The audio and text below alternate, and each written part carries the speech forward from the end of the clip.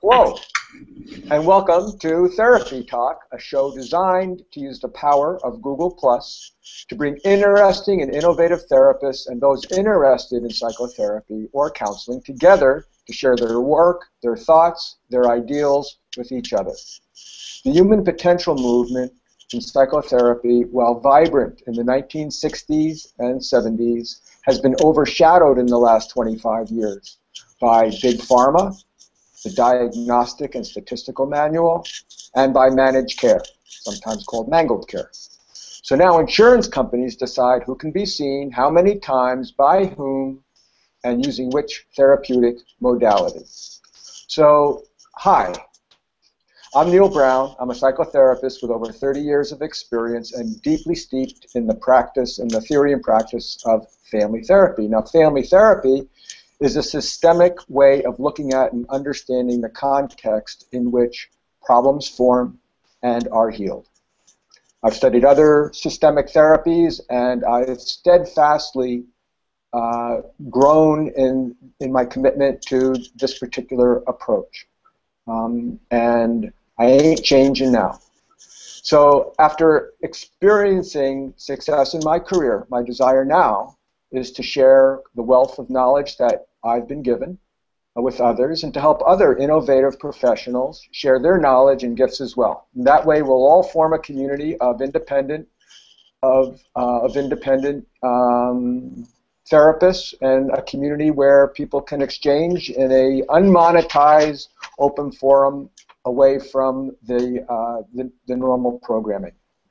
Our program today is being produced by my professional coach, Robin Holland, who will bring us your comments, so don't be shy, bring them on. And I'm also thrilled today to bring you, in my very first episode, a wonderful therapist, author, and blogger, whom I've known for many years, Andrea Wachter. Andrea has been a beacon of strength and enlightenment for her community for many, many years, and she's helped thousands of struggling teens and adults in our community find health and self-appreciation. As a blogger for the Huffington Post, Andrea shares her wisdom with tens of thousands of others. She is co-author of the Live It, Don't Die It Workbook, and she is currently working on a couple of others as well. Good afternoon, Andrea, and welcome. Thank you. Hi, Neil. Thank you. All right. So, Andrea, you have to tell us. I know that you have a specialty in eating disorders. One of the more challenging areas. How did you manage to find that area of specialization? How did you arrive there? Well, for starters, my own experimenting with it. I started dieting when I was a young girl. Actually, it's getting younger and younger now. I could talk about that a little later, but I was about 12 when I first started dieting and got teased about my body. And my family, and like most of America, thought that dieting was a solution to weight gain. And so I went on my first diet, and it escalated into overeating, sneak eating, binge eating, and not being a very big fan of moderation. It escalated into drinking and drugs and the whole caboodle.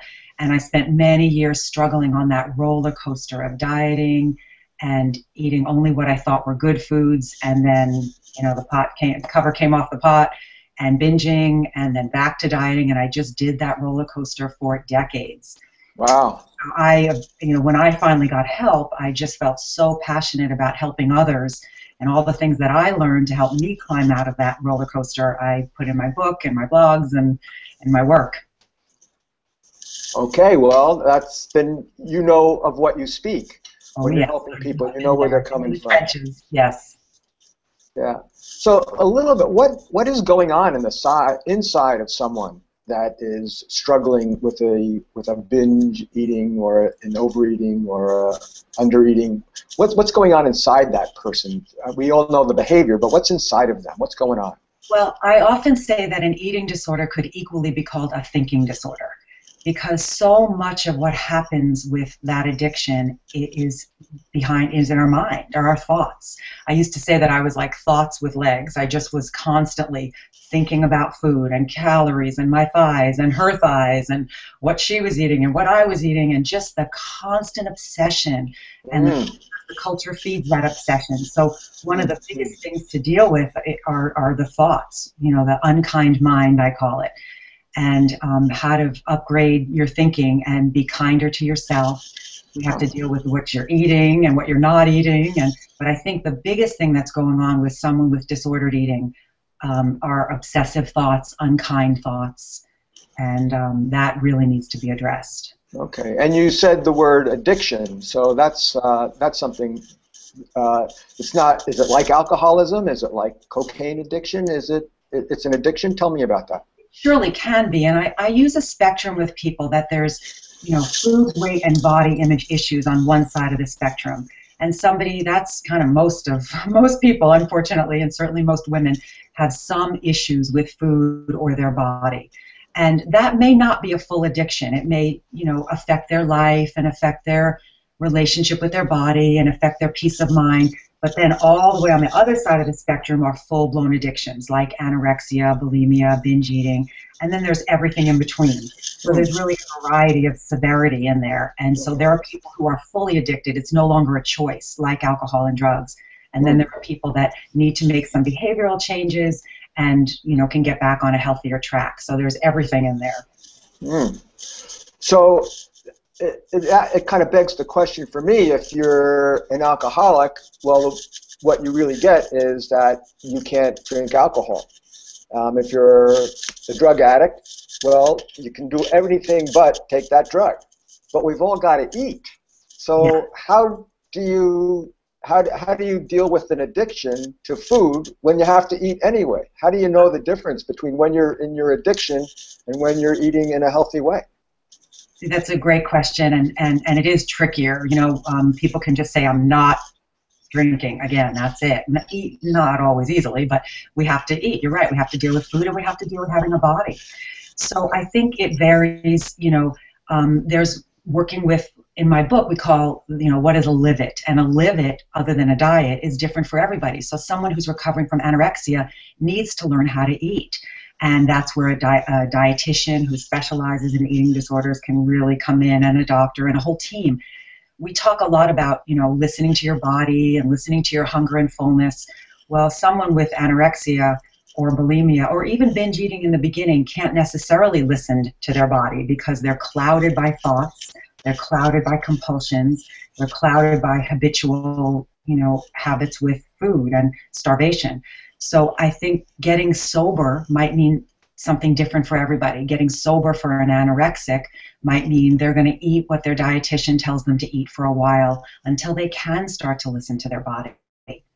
Maybe someone with binge eating disorder, getting sober for them is that they're not going to eat in between planned non-diet meals and snacks, that they're going to get some kind of a plan, a live it, if you will, and that they're going to stick to that. And then eventually, sort of the master's level is that they can start listening to their body and eat what feels right to them and snack. But in the beginning, some kind of a live it or, loving non-diet moderate plan is what people need in the early stages.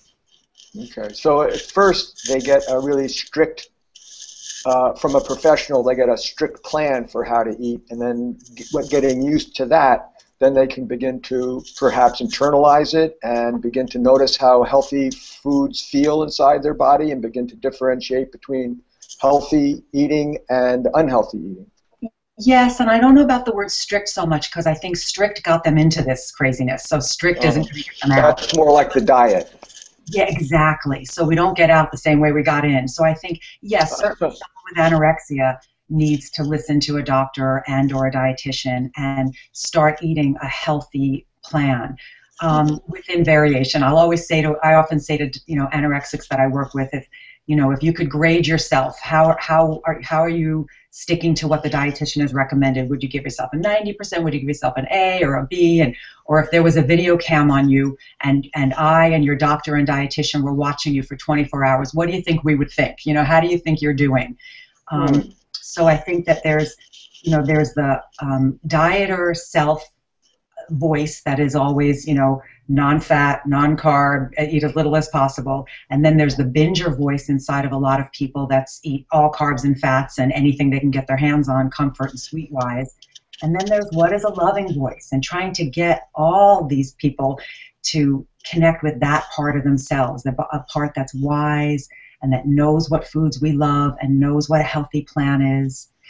I'll often ask clients, if you were having someone you love come over for meals today, what would you feed them? And, they can access the part of them that they don't often access when they're feeding themselves. So we all have that healthy voice inside us, but we're just not used to listening to it. That's true. And also healthy. What healthy means for one person isn't always healthy, literally.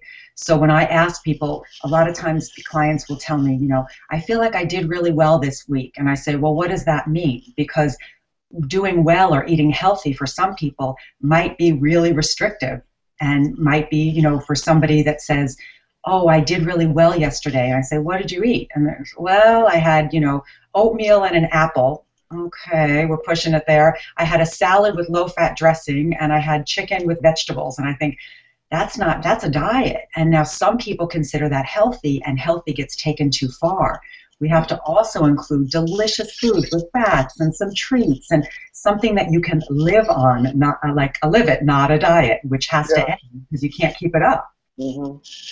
Well, it's funny. I never thought about the die in diet until you put it next to live it. So I think that's a clever thing. Why don't you tell us about it? Tell us about the Live It Diet Workbook. Tell us about that, please. Well, there's 4 components to a Live It that we teach. One of them is physical, and that is, there's a funny chapter in a friend of mine's book that says, enough about your mother, what did you eat today? So the physical aspect of Live It is really dealing with what are you eating, and how, finding a way to not be on a restrictive diet, but also have loving limits. Also, it's not loving to binge, and it's not loving to eat, nothing with fat or carbs. So finding that. And the physical aspect of a Live It also teaches about how to move your body in ways that are healthy. And I think, the diet industry did a number on people with food and food rules, and the fitness industry did a number on people with exercise, and people are either, over-exercising or, avoiding exercise. So the physical part of a Live It in the book is really about dealing with food and your body and how to recover in those areas. And then there's the emotional part of a Live It. That's the second aspect of a Live It that we teach. And that's how to deal with your emotions, what to do with them. If you're not going to stuff them down with food or the promise of weight loss, what do you do with those feelings? So that's, and you and I that's our work, that's how we help people deal with their emotions. I guess that's universal among addictions, right? When you start to feel uncomfortable in some way, you go to your drug of choice. Exactly. So many things that we teach are universal about dealing with feelings and thoughts. The third aspect of a Live It are the thoughts, the mental, and just how to, retrain your brain, and how to, I call it the unkind mind, how to upgrade that unkind mind and think more kindly towards yourself and the world. And then the spiritual is the fourth aspect of a Live It, which is really about feeding something else. There's something that is hungry. When someone has an eating disorder, they have deeper needs, and it gets all funneled into binging or body hatred or obsession with dieting. So really feeding the spiritual aspect of yourself with, intuition and passion and what you love in the world, or connecting with nature, something bigger than the mind. What do you find when people go on that exploration to say, okay, what am I missing? What are some of the things that people discover inside themselves in your experience, Andrea? Oh, so many things. Just, first of all, when our mind gets quieter and it's not ruling us, we can actually hear our heart. We have to quiet this traffic up here, which is usually obsession and compulsion, and I shouldn't have, or I should have, or they are so much happier than me. So when we quiet that mind about food and body and perfectionism, then we get to hear our heart. And it varies. It's, everything from connecting with other people because they're lonely, or things that they feel passionate about in their lives, or career change, or relationship changes, or hobbies, or things that they might want to do regardless of how well they can do it. Just what they're drawn to do, what inspires them, connecting in nature more, or moving their body in ways that they didn't let themselves do because they didn't think they would be good at it, or at sufficient weight to do it. So everything. Right. Okay. Robin, are we getting any comments coming in, or people have anything to share at this point? Or questions? At this point, it looks like Mark Burdick is in our audience, and I don't have comments from others except Cesare at 11:53. So I'm not sure our audience is live. They may be coming for replay because a number of people have evidenced interest. So right now we don't have any questions. So you guys are on a roll, so just keep on going. Okay, great. So the other question I've got for you, Andrea, is I know a lot of teens have come to you. What are you seeing with teenagers changing over time? Are they struggling more with body image, less with body image? Do they have other struggles that are superseding body image? Because you're not just I know that you're not just an eating disorders therapist. You're a therapist who works with people with all kinds of issues and disabilities or problems and needs. So what are you seeing with the teen population these days? Well, I certainly think it's getting worse, unfortunately. I think as social media grows and as our obsession with fitness and thinness and six-pack abs and all the stuff that these kids are seeing every day, constantly, that kids feel an enormous amount of pressure. So I definitely see that it's getting worse, and it's also kind of normalized. My husband and I were watching a movie the other day, and they had these teenagers, these 3 girls, and they were eating lunch in the cafeteria on the movie, and they got lasagna and salad, and they each took about 3 bites of their salad, and then all simultaneously went into the bathroom and simultaneously went into a stall and threw up. And I thought, this is what kids are seeing in these movies. Kids tell me all the time, it's everybody throws up. When I try to tell a kid, are you aware that this is not good for you to be vomiting your food? They say, well, everybody does it. It's kind of the norm. So we're fighting this major, massive cultural hypnotic spell that tells them that dieting is normal and fat is bad. Even their moms are doing it. Their dads are doing it. So I feel, I can only do what I can do in my little office, but I do the best I can. But yes, it's getting worse, unfortunately, and we can try to help where we can.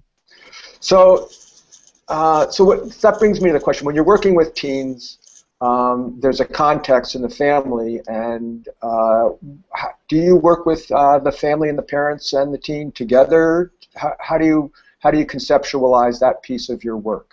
Well, fortunately, you were my supervisor decades ago, so I've learned a lot about the importance of including families. It really depends. It depends on many factors. If a kid is coming to me and we bond somehow, and they don't want their parents in the room, and they're going to be really shut down and pissed off the whole session, I will have another person do the family piece, and I'll just be that kid's person. If a lot of times teens come to me and there is a nice connection with everybody and I can play both roles, so it really depends, but it's hugely important to include family in the sessions and in the process, because family is, I would say always, but I will say most often, very innocently contributing to problems, and they don't know that, so everybody needs to make changes. It's very easy to think, little Susie has anorexia or bulimia or hates her body or can't stop eating, can you help her? And I say yes, and everybody's going to need to look at their relationship to feelings and each other and food and dieting and how everybody's getting along and what this kid needs and all those things. So yes, I often see the whole family, but sometimes we'll just see the kid. Okay. It used to be that kids with anorexia or bulimia came from families with a lot of pressure. There was a lot of pressure to be perfect. was the standard, and very often these kids were triangulated in the parental relationship, which means that I know I'm speaking to the audience, Andrea, which means that each parent is vying for the affection and the alliance of the youth with them, as opposed to with the other parent. So that triangulation was a dynamic. Is that still the thing, or is it now just everybody's got eating disorders and with all kinds of family dynamics? Has that changed over time? Yeah, I think everybody, and certainly there are many cases where the parents innocently have a part in the dynamic. There's, maybe mom is hating her body and doing what I call fat chat when somebody says, I'm so fat, or I shouldn't have eaten that, or I didn't exercise, I'm not eating any carbs today. We call that fat chat. And so certainly moms do a lot of fat chat, as do dads, and as there's the culture. So yes, there are definitely parts where families where the parents are innocently contributing with perfectionistic messages, with a lot of high pressure to achieve, with their own dieting and body image issues or overeating issues. And with that said, I have had lots of kids where parents are just really healthy, totally role modeling non-diet healthy eating, welcoming feelings, and a really good communication, and really good, solid, healthy family, like actually not dysfunctional as far as I can tell, and the kid has a flaming eating disorder. So it is certainly greatly affected when they're getting it from home and culture, but you can still be in this culture. How could you not live in this culture and be affected in some way by the craziness with food and weight and body image? Mm-hmm. And I know that drug and alcohol use is up. I know that acting or active sexual behavior is up as well. Does this also add pressure to the whole teen consciousness? Absolutely. It's just crazy now. I mean, the norm is for kids to be sexual, 12, 13. I mean, it's just getting younger and younger, and it's hard to fight that when that's the norm now. So yes, there are complex issues with an eating disorder. It's very rarely just one thing. It's self-esteem, it's peer issues, there's drugs, alcohol, sometimes cutting, and just a variety of issues, depression, anxiety. So yes, I definitely see more and more massive issues with one kid or family. Okay. So when you talk about self-esteem, I start to think about the soundtrack writing that you've been doing. So tell us about soundtrack and how that relates to self-esteem and what we can begin to think about with that, would you? Well, we all have a recording, if you will, going on in our minds all day long. And usually from the time, even before our feet hit the ground, because we're dreaming thoughts. So we really all are walking around with an internal soundtrack playing. And sometimes our thoughts are neutral. It's just, I need to do some laundry, and you do some laundry, or I need to do the dishes, and you do the dishes. And sometimes our thoughts are, kind. We're thinking kind thoughts about ourselves or somebody else or whatever we need to do in our day. Sometimes our mind is actually quiet. Believe it or not, some people have a quiet mind, or moments when their mind is quiet and they're just present. And then a lot of times we have an unkind mind, and the soundtrack that's playing is not really very kind. And I find people that come to me with any addiction, but especially eating disorders, have a very loud, unkind mind going. That soundtrack that's playing is not nice. It's not nice about themselves, their body, what they did, what they didn't do enough of. I call it shooting on themselves, that they're shooting on themselves all day long, comparing themselves to other people, thinking that other people are doing so great and the other people are struggling, and often have the same soundtrack going, but they don't always know that. So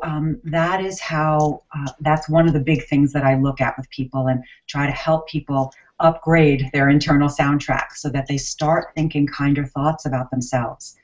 And that really makes a difference. Mm-hmm.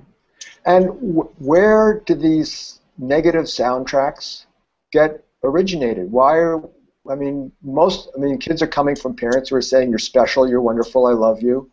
And somehow they end up with soundtracks that say you're not good enough. Well, some kids are coming from parents that are saying you're special and we love you, and additionally, you know, why'd you do that, and you blew it, and we're disappointed in you, and don't eat so much, or, you know, so there's sometimes mixed messages, but I think it's just handed down. I think we have a culture that is extremely perfectionistic, extremely fast-paced, and extremely obsessed with looks and success and fitness. And if you look at cultures that don't have addiction and depression and medication the way that we do, they're cultures that are more, there's not that many of them left, but there's, you know, tribal cultures and cultures that are very spiritually grounded. And what is important to them is, you know, being connected to the earth and the seasons and dance and nature and listening to their bodies, and we're not there. There is more, thankfully, there's more and more bestsellers and focus on, you know, yoga and mindfulness is now kind of a household word, and because we're so desperate for it. I mean, medication and depression and addiction are just off the charts in our culture. So I think it's just been handed down innocently. I never blame parents. I think everything that gets handed down, I call it the dysfunctional baton getting passed, you know, from generation to generation. And it's just been handed down, anxiety and depression and obsession and perfectionism. Well, you can't give what you don't have, and I think if parents don't have self-esteem, it's hard for them to give it to their children. That's right. Self-esteem, peace of mind, you know, balanced life, absolutely. So one question is, do males also, one question has come up is, how often do young men have eating disorders of one kind or another in our culture? Are you seeing that? I am seeing that, and statistically I think it's about, you know, 10%, but I definitely, and that's about what falls into my practice too. 10% of eating disorders? Yeah, are males, yes. Okay. I definitely see more and more males and boys in my practice. Men and boys are affected. They live in this culture too that might be affected in a slightly different way, where they're told they need to be more muscular or more buffed, or, you know, eat leaner, and they get different messages slightly, but they're definitely affected. And I have not only have had a lot of men in my practice, but more boys. And, you know, as I've seen in the book I'm finishing up right now is for kids, because I'm seeing more and more kids being affected. I'm talking young, like 6, 7, 8. You know, I have recently 6, 7, 8, really? 6, 7, 8, 9. I recently had a 9-year-old boy with orthorexia. I'm not sure if you're familiar with orthorexia. It's a little sway from anorexia, but obsession with perfection and perfect eating and healthy eating taken too far. So yes, there's men that have binge eating disorder, men that have anorexia and bulimia and orthorexia. For sure, they're being affected. Okay. Okay. I actually think too it's harder in some ways for men to get help, because it seems like such a female disorder. So I think men not only get, you know, the message from the culture that it's, you know, keep your feelings to yourself and buck up, and but they also, it's harder for them to admit that they have what has been conceived of as a female issue. So it's very brave for a man to reach out for help in the first place, and then to reach out for help when they think they have a female problem, but it's not. No, I understand what you're saying. I work with a lot of men, and I would have to say a lot of them are referred in to me by attorneys, or dragged in by their earlobes by their primary relationship. Yeah. Now that's not to say that's always the case, but it is probably the larger part of my caseload of men clients. Yeah, I personally have a little theory about that. I don't know if it's true, but I theorize that one of the reasons that the prisons are so filled with mostly men is because they've been taught not to express their feelings and not to cry. And so, you know, it's all stuffed in, and then it, you know, the pot blows and it comes out as rage. So that's my own personal bias, but I think if more men got therapy, there'd be less violence and the prisons would be less filled with men. Well, that's absolutely true on the one hand. On the other hand, I think testosterone has something to do with it too. Yeah, I guess so. Okay. Well, you recently did a fabulous blog about depression, and actually forwarded that to some of my clients. And what are some of the things that you could share with us about about understanding depression and treating depression these days? You know, Prozac was it. Doctors were calling it vitamin P and handing it out like vitamin C. Oh, you're not feeling good? Vitamin P. That's right. Come back and you know, take 2 and call me in the morning. And where are we now with depression? What's going on? Well, I think if Prozac was the answer, nobody would be depressed anymore, because most people are medicated and most people are depressed. I think, you know, certainly there are people who need medication. They have, whether it's chemical, genetic, they have, you know, something about their chemistry that they need to be on medication. And then I think some people situationally really benefit from medication, just like we benefit from a cast on our leg if the leg is broken, and when the leg heals, you get the cast off. So some people need medication for a time period. But I think a lot of people are over-medicated, and they go to their doctor and they mention that they're sad and they get a prescription. And you need tissues for sadness, not a pill necessarily. We need to learn how to, you know, express ourselves. One of the things that I find, and I work with a lot with people and write about a lot, is that I think when we're crying or sad or struggling with something or feeling down, if we're talking to ourselves in a kind, loving way, that kind mind I talk about, you're going to really feel better sooner. You express your feelings and you feel relief. Most people. But if you're sad or down about something or struggling with something, and that unkind mind is running, that soundtrack is running, that's telling you you're never going to get better, and you're a loser, and everybody else is doing better than you, and she's got a perfect life, and you know, then you're not going to feel better. It's like hitting at someone when they're down. So I think so much of healing from depression is learning how to be on your side and be kind to yourself when you're sad, and then to do something that's loving. You know, in that blog I talked about doing the opposite of what your depression is telling you to do. Because, you know, I think with a lot of people it's important to listen to your gut and your heart and what your intuition is telling you, but when you're depressed, we don't always do well when we listen to our mind, because it's telling us sometimes to isolate or binge or not eat all day or sleep all day or hurt ourselves in some way or watch TV all day or stay on the computer all day. So I think listening to doing something else that you know is a healthy thing to do and pushing up against your mind that's telling you to isolate or binge or starve.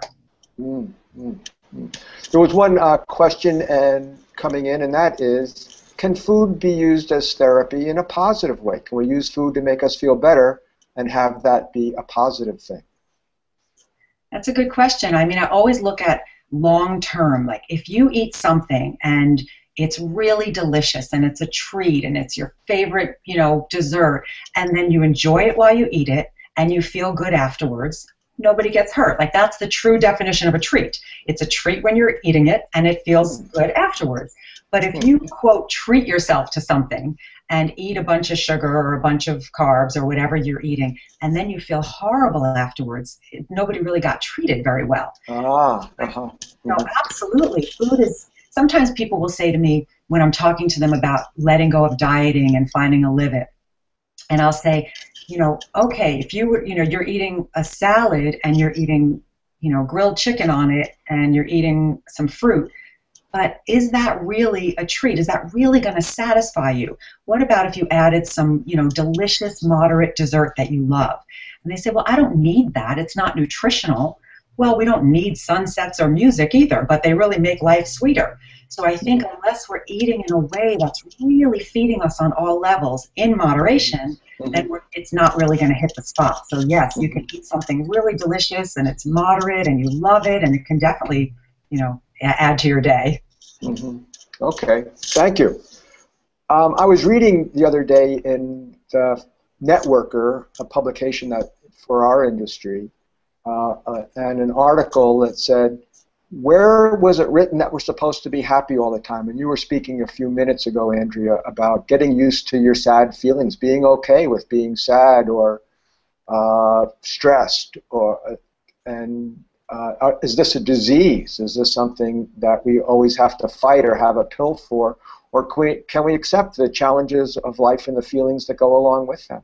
Absolutely. I read once that the 7 most damaging words on the planet are, and they all lived happily ever after. Because it's like it's given us the message that we're supposed to live like a Mountain Dew commercial and be happy all the time, or live like a sitcom. And a lot of times when people come and see me and they say, I want to be happy, that's my goal. And I say, well, what percentage of the time do you think a happy person is happy?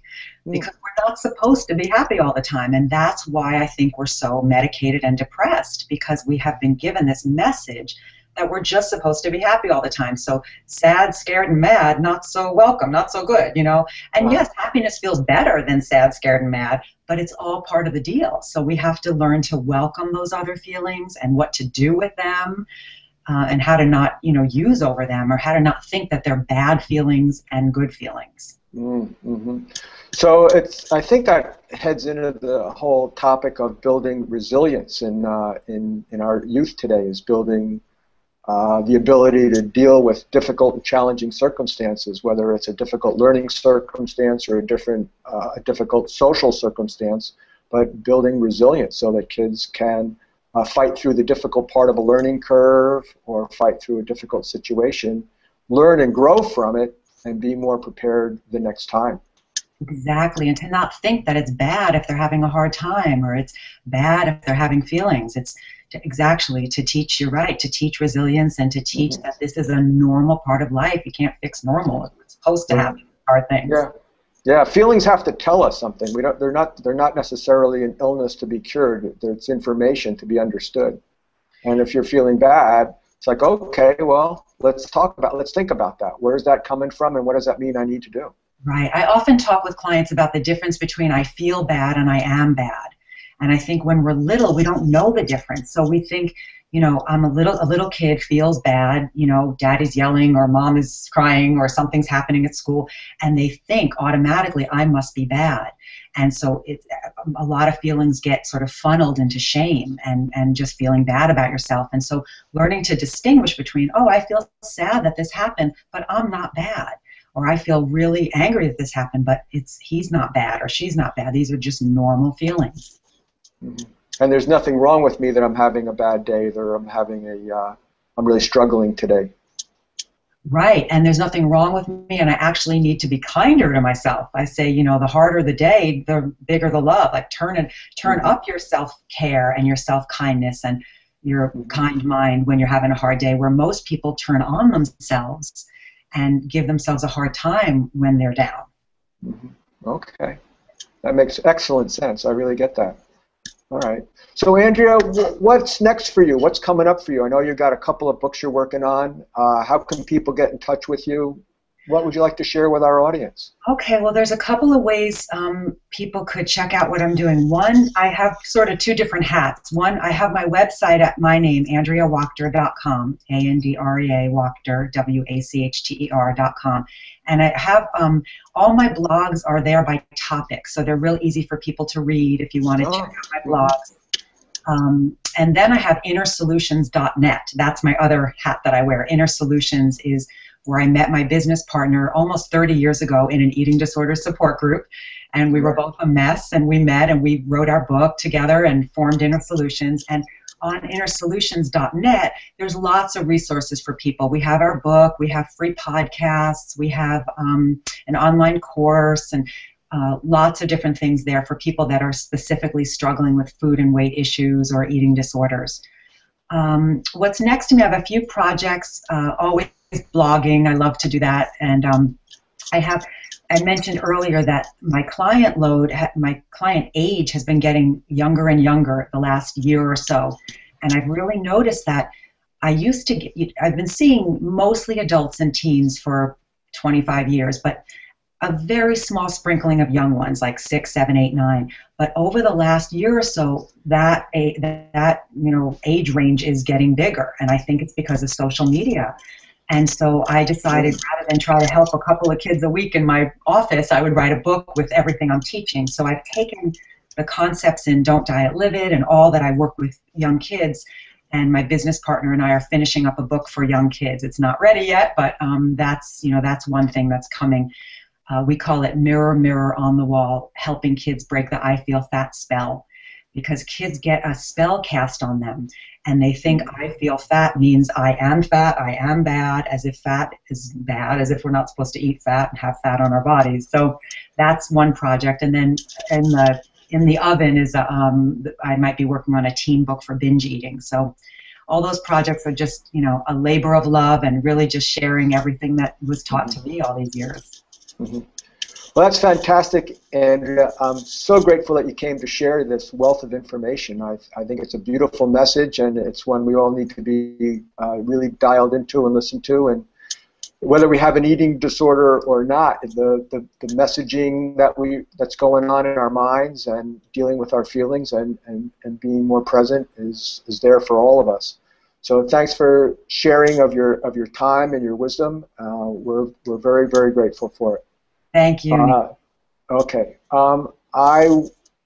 Next week we will have with us John Fleming.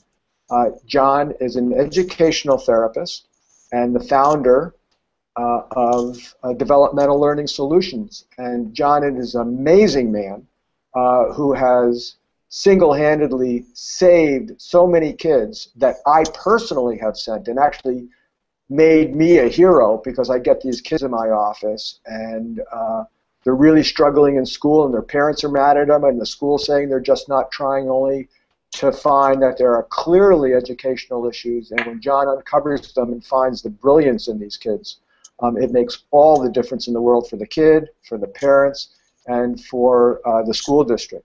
So I look forward to having John on next week. And I want to say thanks for tuning in to Therapy Talk. We've loved having you, and we will see you next time.